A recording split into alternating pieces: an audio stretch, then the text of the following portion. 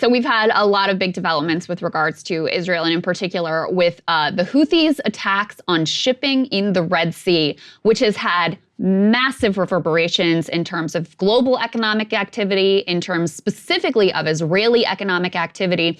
And the Houthis, they're leaning in hard. Go ahead and put this up on the screen. They just released this new, very highly produced propaganda video. You can see them, in these boats. The water looks beautiful. They're, have all their weapons. They're doing their military trot, whatever that is, if the official name for that is. We can go ahead and take, I think you get the idea here. Yeah. And I talked a little bit about this before. This makes all the sense in the world for the Houthis strategically, because one thing that unifies, most everybody in Yemen is support for the Palestinian cause, opposition to Israel. It gets to show them, taking on the biggest bad guys from their perspective in the world. That would be the United States of America. And frankly, giving us a real bloody nose in the process. So the U.S., because of what an extraordinary impact this is having with, by the way, and we'll get to this in a minute, with very low-cost weaponry that the Houthis are deploying here, our Defense Department has now announced a new effort to try to curb these attacks. Let's put this up on the screen. So they have announced the creation of an enhanced naval protection force operating in the southern Red Sea in an attempt to ward off mounting attacks from Yemen's rebel Houthis on merchant shipping. Lloyd Austin, U.S. Defense Secretary, said the new effort would be called Operation Prosperity Guardian, was necessary to tackle the recent escalation in reckless Houthi attacks originating from Yemen. Other participants in the effort, and this is noteworthy, included Bahrain, Canada, France, Italy, Netherlands, Norway, Seychelles. Way to go, Seychelles, and Spain. New coalition of the willing here just dropped. I was like, wow, Seychelles, congrats. Why that is noteworthy is that there were a number of our other close Arab allies, in particular Egypt and Saudi Arabia, you notice are not part of that coalition. So I think this shows a few things. Number one, this is in and of itself escalatory. The fact that we are getting more engaged, that we are contemplating direct attacks on the Houthis, that we have this broader military presence, this creates more possibilities of a bigger spark and a conflagration. So that's the most important thing to keep in mind. Number two is, once again, it's humiliating that this is the coalition, that these are all the countries with all of the money and all of the things that we do to try to keep these people on our side. And when we come to them and are like, we need to do this thing to protect global shipping, they're like, no, because we showed you on an earlier show this week that U.S. support, like U.S. approval rating in the region, has fallen off a cliff. Joe Biden has like a 6% approval rating in the whole region. Every country that's associated with us because of our unconditional support for Israel, their approval ratings in the region have fallen off a cliff, and it's put them in a precarious position with their own populations. So it shows you how weak we are too, in terms of, what we're actually able to put together and to respond to this. Yeah, it's very interesting. And as you were talking about the asymmetric piece, I want to spend some time on this because it's something that highlighted. It's actually even more stark than I had laid out previously. Let's put this up there. This gives people a taste. There is a $2 million missile that we are currently using to shoot down $2,000 drones. They say that the shortest range options are the Evolved Sea Sparrow missile designed to fire at targets less than 5 nautical miles away. Costs $1.8 million per shot for targets inside 1 nautical mile for another weapon system. Let's go to the next part here, please. And they say, by contrast, experts are now estimating the Houthi one-way attack drone, primarily Iranian-made, costs just $2,000. The larger ones cost $20,000. So just let that sink in. Their most advanced attack drone, which has now disrupted tens of billions of dollars of cargo and added untold millions of dollars in gas for the amount of fuel that these companies have to pay to now go around the Horn of Africa, we now are seeing that it costs $2 million for each one of these missiles.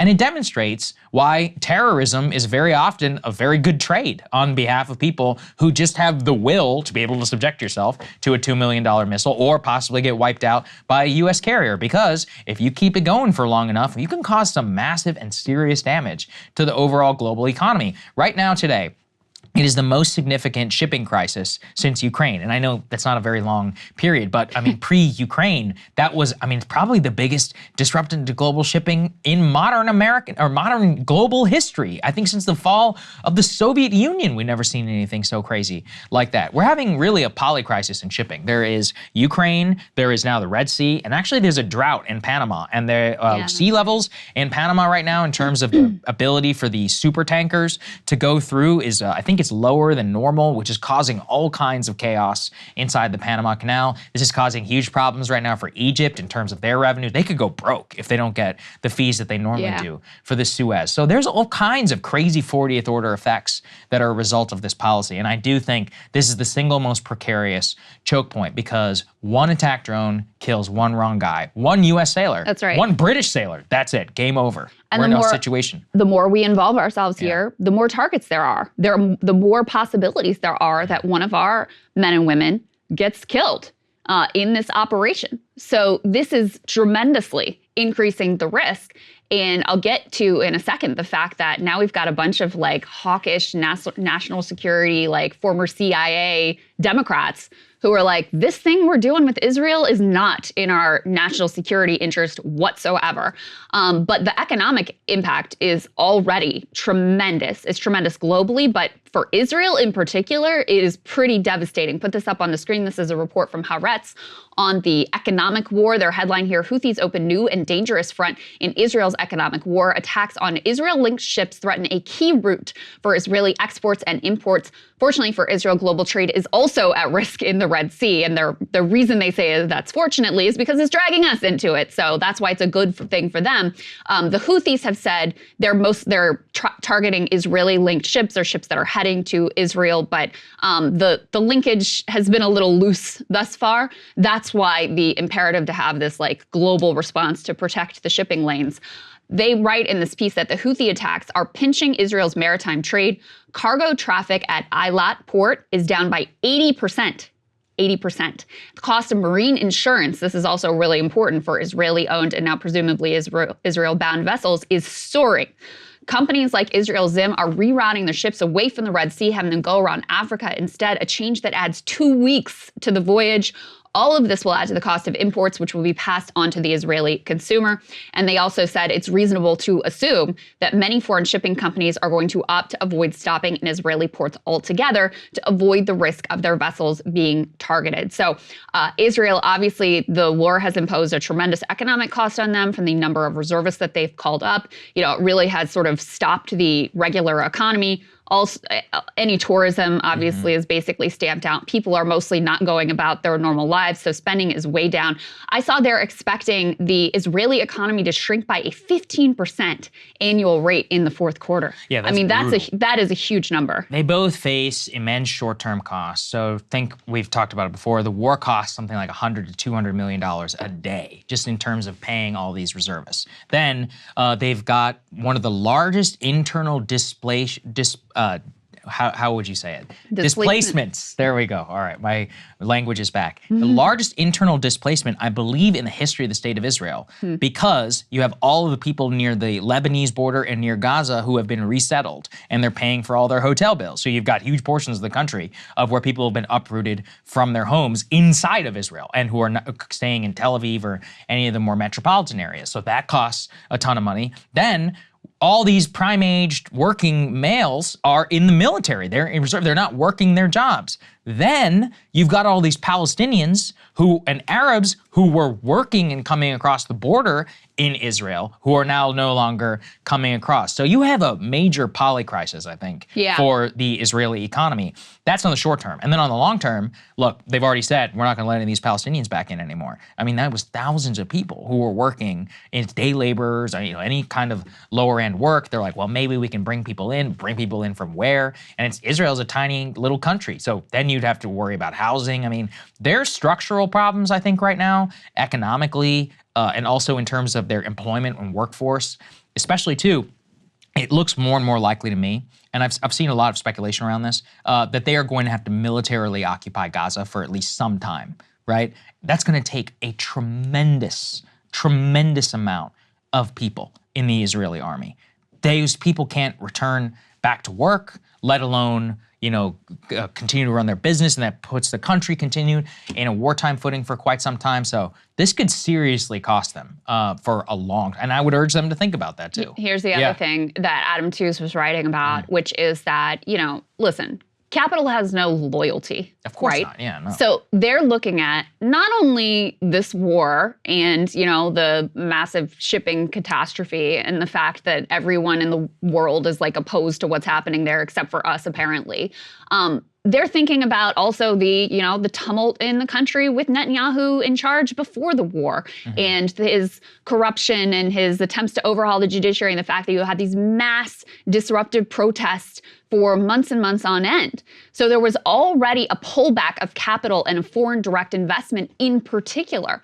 This is only going to accelerate that. I mean, there's a grassroots boycott, divestment, and sanction movement that seeks to sort of like take capital away from Israel. I'm sure it's had very minimal impact, frankly, on the Israeli economy. This is like a sort of a capital strike that they could be facing because they just want to make money and they're not going to want to put up with risks and chaos and, psycho reactionary right-wing governments and the tumult that it's creating.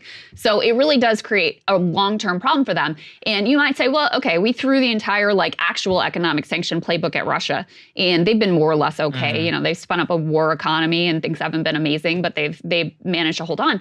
They had spent years preparing for potential levying of sanctions, and their economy is structured very differently.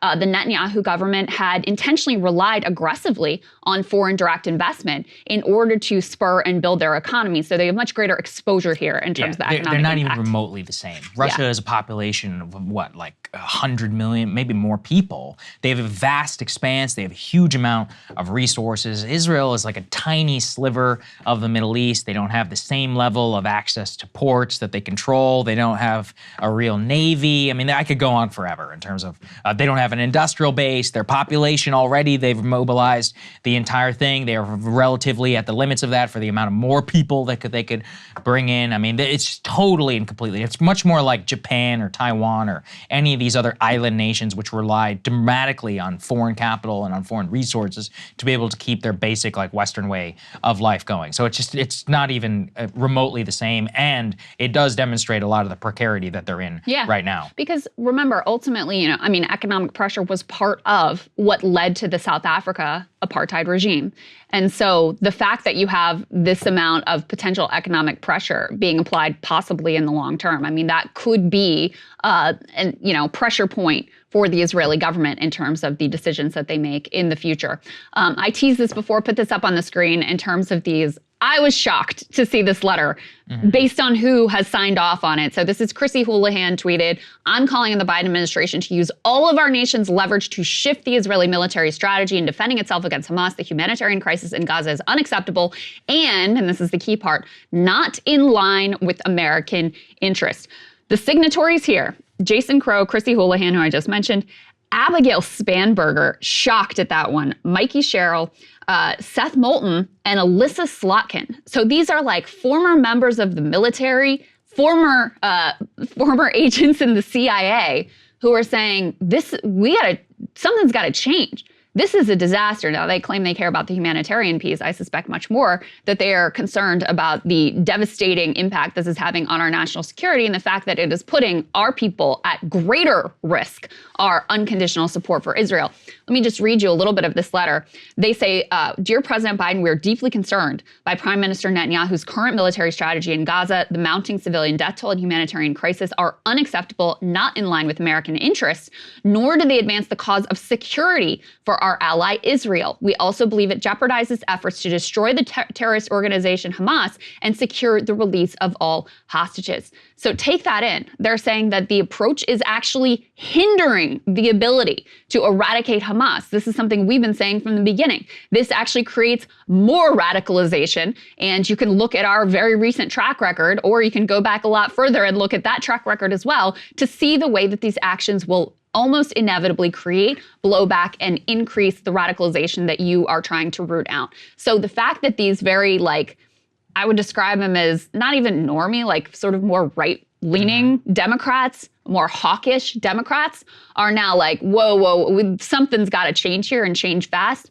That was very noteworthy to me. The only thing I would speak up on their behalf is that all of them were at least involved in some way in Iraq and Afghanistan, and I don't think anyone who served in that war can't help but look at some of the parallels and be like, some of the differences. This is idiotic. Right. What's going on here is a disaster. Urge people to do. People should go listen to Tim Dillon. He was recently on Joe Rogan, and Tim was he was talking about in his hilarious way. He was a former Iraq war supporter, actually in his old days, and he gave some of his perspective about Israel and Gaza and all of that. And the reason I think so is that he'll both make you laugh and make very deeply profound points at the same time. And he made a lot of what we talk about here, but he did it a lot funnier than I. All right. Hey guys, if you like that video, go to breakingpoints.com, become a premium subscriber, and help us build the best independent media organization on the planet. That's right. We're subscriber funded. We're building something new. We want to replace these failing mainstream media organizations. So again, to subscribe, it's breakingpoints.com.